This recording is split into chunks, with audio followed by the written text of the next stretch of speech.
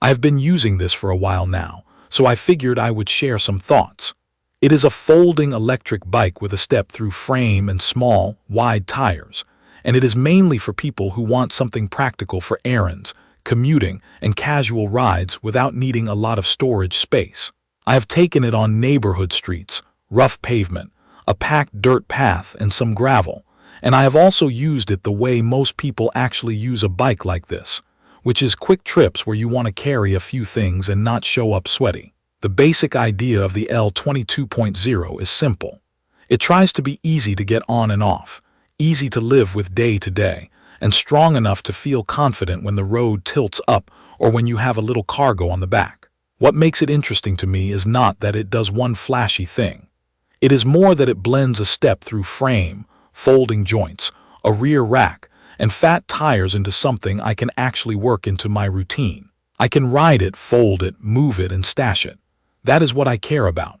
In person, it looks clean and straightforward. The frame has that compact utility bike shape, and it does give off a slightly cargo-focused look. I was not sure I would like that at first, but once I started using the rear rack for real errands, it made sense. The frame height is friendly, and the step-through area is the reason I kept reaching for this bike even on days when I could have taken something else. Getting on and off is effortless, especially when I am wearing normal clothes or carrying a bag. I am just under 6 feet tall, and I was able to get a comfortable riding position with the seat and the bars adjusted. If you are taller than that, it may start to feel a bit compact. If you are shorter, or if you have stiff hips or knees, the step-through design is honestly the whole story. It takes away that little barrier that keeps some people from riding. Build quality is mostly what I would expect from a practical commuter-style electric bike. The folding points feel solid when they are locked down, and after a bunch of rides, I do not have that constant worry that something is going to shift. With that said, folding electric bikes do ask you to pay attention. I check the latches before rides, and I recommend anyone does the same, because the ride is only as confidence-inspiring as your last latch check. Setup was not a headache. Mine arrived mostly assembled, and it was the usual process of getting the front wheel on, straightening and tightening the bars, mounting the pedals, and making sure cables were routed cleanly. I took my time, and it still fit within an hour. If you are new to bikes, the only part that might slow you down is dialing in the brakes so they feel even and do not rub. Daily use is where I think this bike makes sense. The folding is real. I can fold the frame, fold the handlebar stem, and fold the pedals. I have put it in a vehicle without using a rack, which I do not do with a lot of full-size electric bikes.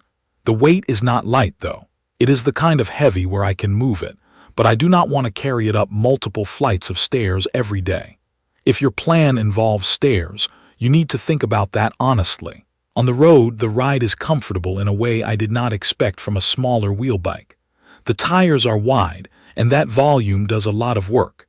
It smooths out cracks, rough pavement, and patched roads. There is also suspension up front and suspension in the seat area, and together they take the edge off. It is not a mountain bike feel, and when I hit bigger bumps fast, I can feel the front fork run out of travel. I have also heard some creaking now and then when I ride over rough stuff, which I mostly chalk up to this kind of frame and suspension setup. It has not stopped me from riding it, but I notice it. Power is strong enough that I do not feel like I am begging the motor for help on normal city hills. On steeper ramps, I can use the throttle to get moving, then settle into pedal assist. I have done repeat hill runs where I can keep a steady pace without the bike feeling like it is about to give up. On flat ground, it can move along quickly with pedal assist, and throttle-only speed is lower, which is how most bikes like this behave. What matters in real life is that it merges with traffic better than slower electric bikes, and it does not feel underpowered when I am starting from a stop with a little weight on the rear rack. Range depends on how I ride, and I think that is the only honest way to say it. When I keep pedal assist lower and actually pedal, I can stretch it into a long ride that feels like an all-day battery for commuting and errands. When I lean on throttle a lot, the battery drops faster, and I ride with a different mindset. For my riding, mixing streets with a little off-pavement path time, The real number lands below the most optimistic claims you see online, but it is still enough that I stop thinking about the battery during normal use. Charging is easy because the battery removes, so I can bring it inside without bringing the whole bike in. That has been a real quality of life thing during bad weather. Braking is fine for commuting, with a clear limitation. These are mechanical disc brakes, which means they work, but they need adjustment. I had to tweak cable tension after some miles, and I expect I will keep doing that over time. The rotors are large, which helps stopping power, but you still need to plan your stops a bit more than you would on hydraulic brakes, especially going downhill with extra speed or extra cargo. For casual riding and city speeds, I feel in control. I just do not pretend it stops like a higher-end system. The gearing is where I felt some frustration. It has a 7-speed setup, and the range feels narrow. On steep climbs, I sometimes want an easier gear than I have. At higher speeds, I can end up spinning my legs without much resistance, which feels strange if you like to pedal with purpose. Pedal assist helps, but it does not fix the basic feeling that the gearing could be better matched to the speeds this bike can hold. If you mostly use throttle and light pedaling, you might not care. If you like to pedal actively, you will notice it. The display is clear and easy to read. It shows the basics I actually check while riding, like speed, battery level, and assist level.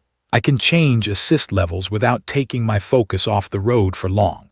The throttle is useful when I want to roll away from a stop smoothly, or when I am tired and just want to cruise. For lighting, the front light is usable for being seen, and it helps a bit with visibility ahead, but it is not the kind of light I would trust on a dark road with no street lamps. The rear light reacts to braking, which is good for traffic. One practical note is that the front light mounting means it points where the bike points, not where the bars point, so it does not follow your turns the way a handlebar-mounted light does. For night riding, I ended up wanting an additional light. Cargo is one of the reasons I keep using it. The rear rack can handle a meaningful load for groceries or a work bag. I have used it for store runs, and the bike stays stable as long as I do not get careless with weight distribution. The smaller front rack is more limited, but it is handy for light stuff. The step-through frame also helps here, because mounting the bike with a bag on the rack is easier when you do not have to swing your leg over. A couple of small real-world annoyances are worth saying out loud. The motor has a noticeable high-pitched whine, especially when climbing. I got used to it, but if you care a lot about a quiet ride, you will hear it. I also do not love needing to keep the key in place while riding to keep the bike powered. It is one more thing to worry about, and I do not like the idea of snapping a key or losing it mid-ride. So overall, the ENGWE L20 2.0 fits a certain kind of rider. If you want an electric bike that is easy to mount, comfortable on rough city streets, capable on mild trails, and practical for errands, it does the job. If you are expecting a silent motor, low-maintenance brakes, or gearing that feels perfect at every speed, you may end up wishing for changes. For me, it has been a useful, rideable tool that I actually reach for, and that matters more than any spec sheet. If you have questions about how it rides in a situation like your commute, or you want me to test something specific, leave a comment. Subscribe to the channel for more reviews like this. Thank you for watching.